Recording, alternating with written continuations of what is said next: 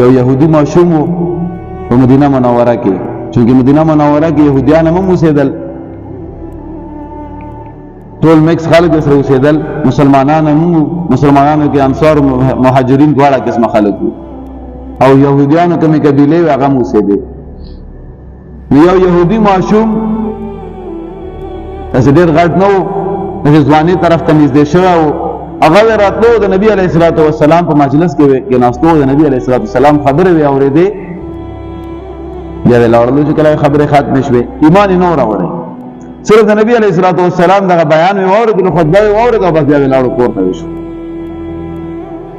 څه وخت بعد هغه ماشوم بیمار شولو او د نبي علیه الصلاة والسلام په مجلس کې شرکت یې ونه کړلی شو. نبی علیه الصلاة والسلام معلومات د صحابهو نه وکړل چې څو ورځې وشو زه هغه ځوان نه وینم، هغه ماشوم وینم نه چې چېرته دی. صحابهو پوښتنې وکړې، معلومات یې وکړل، نبي علیه الصلاة والسلام ته عرض کوي او یا رسول الله صلی الله علیه وسلم هغه خو بیمار شوی دی، سخت بیمار دی، کور کې پروت دی. حضور نبی کریم صلی الله علیه وسلم صحابه یې ځان سره کړل، وایي راځو چې پوښتنې ته ودرېږو شو. ګوره بیمار پوښتنې له تګ پکار دی.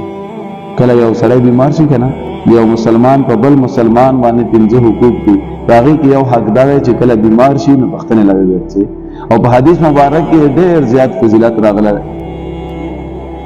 حدیث مبارک کې راځي چې کله یو مسلمان د بل مسلمان ورور پوښتنې له لاړ شي نو 80,000 ملایکې د ده لپاره د مغفرت دعاګانې کوي. بیا سبعی لاړ شي نو سبعی نه ماښام پورې د ده مغفرت دعاګانې کېږي، او که ماښام لاړلو ماښام نه سبعی پورې د ده د مغفرت دعاګانې ملایکې کېږي چې الله پاک دې تا مغفرت نصیب. ته خپل مسلمان ورور پوښتنې له لاړل. دا یو لویه موضوع، یو غټه موضوع د بیمار پوښتنه انشاءالله العزیز په دې باندې که چېرته موقع میلاو شوله په دې باندې تفصیلي بیان کوو. وایي بیمار متعلق ته صرف یوه خبره کوم چې کله هم بیمار پوښتنې ته لاړ شي، یو خو د بیمار د صحت خیال ساته، د آرام خیال یې ساته، دا نه چې ته اوس راکښېنې او په ګنټو ګنټو ګپونه ورسره لګوې او هغه چې کوم آرام دی په آرام کې ورته خلل پیدا کړی وي، تکلیف یې ورته نه جوړوې. بل کوشش کوه په داسې ټایم کې بیمار له ورڅه که په کور کې پروت وي چې تا د وجې نه نور خلک هغه ډسټرب نه شي، تکلیف نه شي،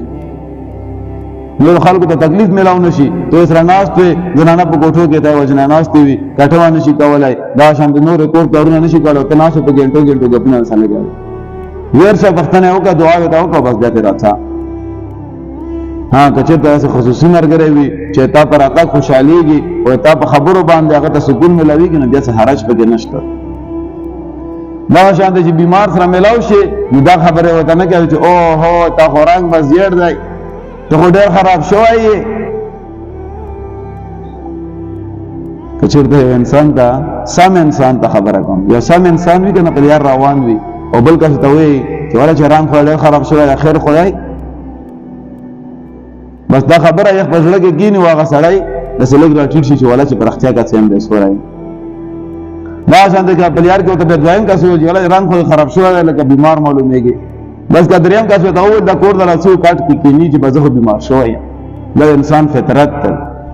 دې وجې نه چې کله بیمار پوښتنې ته لاړ شي نو بیمار ته ته تسلي ورکوې چې الله پاک ماشاءالله ښه کړی یې ته، بل په دا تسلي ورکوه چې د بیمارۍ باندې صبر کولو باندې الله پاک ګناهونه معاف کوي. سړی کله بیمار شي که نه په کاټ کې پروت وي نو الله جل جلاله دغه په تکلیف باندې ګناهونه معاف کوي او په جنت کې ورته الله پاک مرتبه اوچته وي. نو کوشش وکړو چې کله مسلمان ورو بیمار شي پوښتنې له ورځي.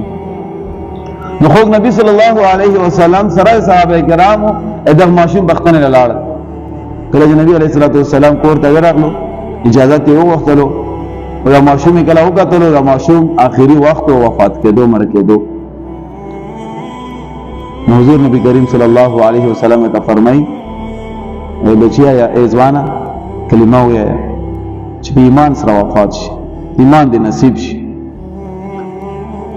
هغه هلک هغه ماشوم خپل پلار طرف ته وکتل، پلار یې میلاړ و، ډارېدو چې هسې نه که کلمه مې وویله نو هسې نه پلار مې خفه نه شي، پلار راته څه ونه وایي. نو پلار یې جواب ورکړو چې بچی څه یې خوښه وي هغه وکړه، تا ته اختیار دی که کلمه یې ته ووایې ما طرف باندې پابندي نشته.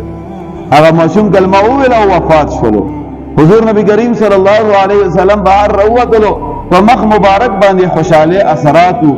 صحابه په بختنه باندې نبی علیه الصلاۃ والسلام ته فرمای چې ما وجنا الله جل جلاله دغه معصوم دغه ځوان د جهنم نه بچ کو جنت ته بوت پر باندې زبر زیات دی الله ناراضي موږ په باندې خوشاله دا شان دي کتابونه دي کې علما بیان کوي علما خبرنا علما بیان کوي چې حضور نبی کریم صلی الله علیه وسلم یو يهودي جنازه ور روانه و پیغمبر علیه الصلاۃ والسلام سترګو مبارکونه اوخ کې روان شول صحابار کې یا رسول الله خو مسلمان نو دا خو يهودي او غیر مسلم او پیغمبر علیه الصلاۃ والسلام خو معراج په شپه باندې جنت او جهنم دواړه لیدلی اخته خو پتا چې دا همیشه پر جهنم نه لاړلو پیغمبر علیه الصلاۃ والسلام ته فرمای وای زه په دا خبره باندې خپایم چې دا کمزوان دی دا کوم کس وفات شوی دی دا همیشه جهنم نه لاړو دا باندې خپایم